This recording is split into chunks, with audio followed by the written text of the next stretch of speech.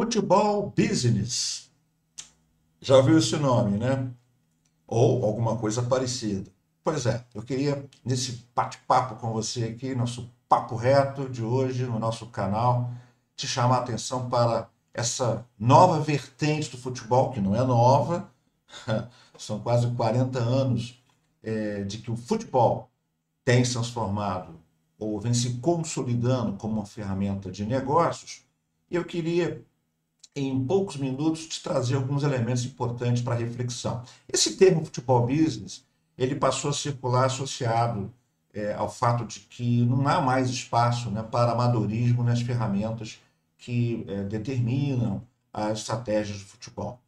Então, uma das consequências, digamos, diretas disso é considerar o torcedor como cliente e os jogadores como produto, por exemplo, né?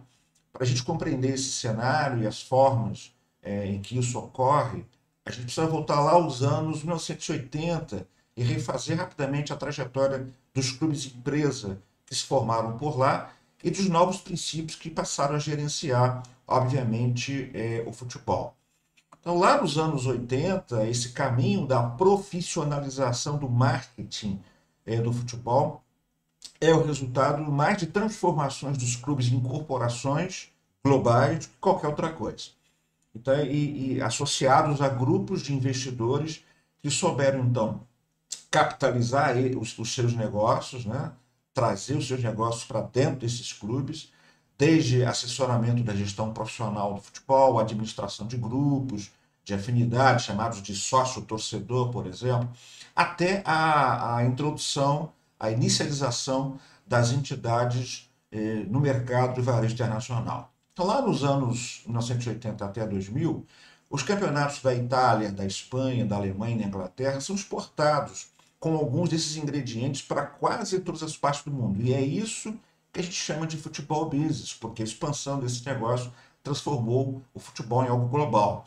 Isso ofereceu oportunidade, por exemplo, de expansão das marcas de clubes, até então restritas à Europa, como Milan, Barcelona, Bayern Munique e Manchester United.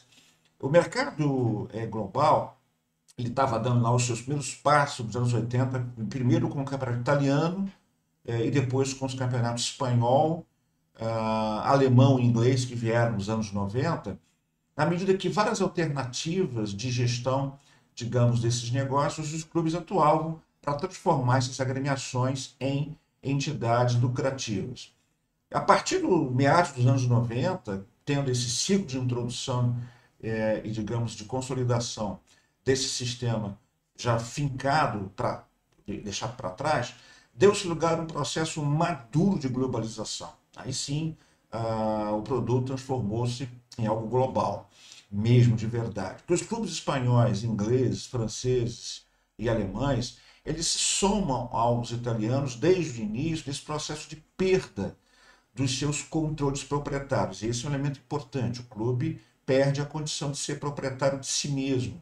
Os jogadores são incluídos em um jogo multicultural, né?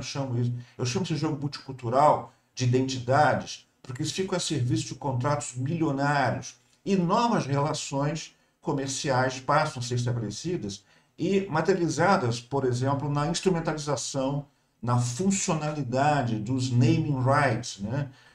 Nomes de estádios transformam-se em os estádios transformando-se, perdão, em arenas, por exemplo, os próprios clubes recebendo nomes de empresas, como o Bragantino, que é Red Bull, por exemplo, o Nova York Red Bull Nova York, esses nomes internacionais e globais que passaram também a associar o nome do clube às empresas.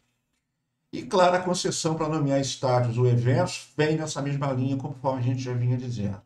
Aqui no Brasil, seguiu em curso, finalmente, com a aprovação da Lei 14.193 de 2021, um marco histórico introduzido aqui, permitindo a transformação dos clubes de futebol em clube-empresa, criando a figura jurídica aí da Sociedade Anônima de Futebol, a chamada SAF. Finalmente, os grupos empresariais que atuam na Europa e nos Estados Unidos possuem Então, agora uma oportunidade clara no futebol brasileiro. Não temos hoje apenas esses 3 clubes, né? Cruzeiro, Vasco, Botafogo, que iniciaram esse processo. Há outros que estão em processos amadurecidos, desenvolvidos, e eles passaram a direcionar aí os seus radares para o Brasil.